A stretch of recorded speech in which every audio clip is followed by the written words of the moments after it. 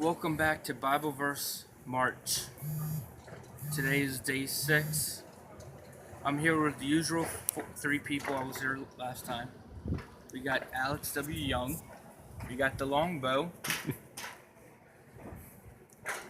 So we're going to continue with the flood, starting with Genesis 8 today.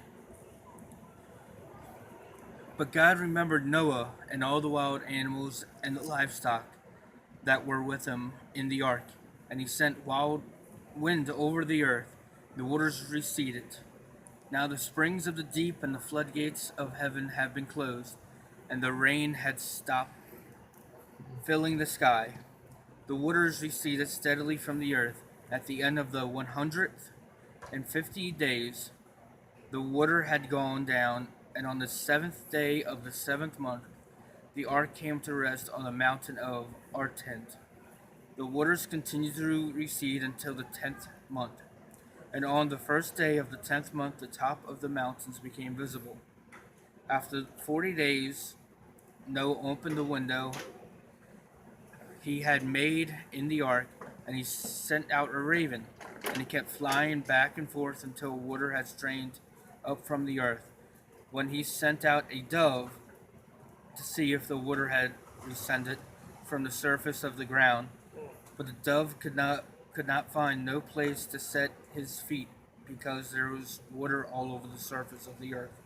So it returned to Noah in the ark. He reached out his hand and took the dove and brought it back to himself in the ark. He waited 7 more days and again sent out the dove from the ark. When the dove returned to him in the evening, there in his beak was a fresh picked olive leaf. Then Noah knew that the water had receded from the earth. He waited 7 more days to send the dove out again, but this time it did not return to him. By the first day of the first month of Noah's 601st year, the water had drained up from the earth.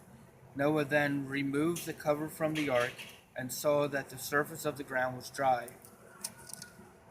But 27 days of the second month, the earth was completely dry.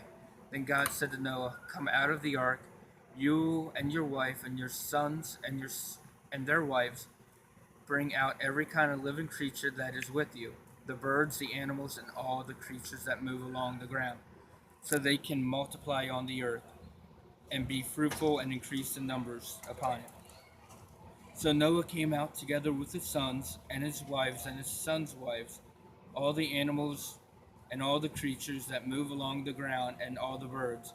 Everything that moves on the earth came out of the ark, one kind after another.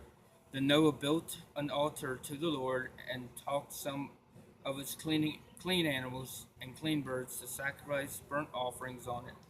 The Lord smiled and pleased aroma and said in his heart, "Never again will I curse the ground because of men, even though every inclusive of his heart is evil from childhood. And never again will I destroy all living creatures as I have done. As long as the earth endures, seed time and harvest, cold and heat, summer or winter, day and night will never cease." That's it for today. We're at Richardson's Farm, by the way.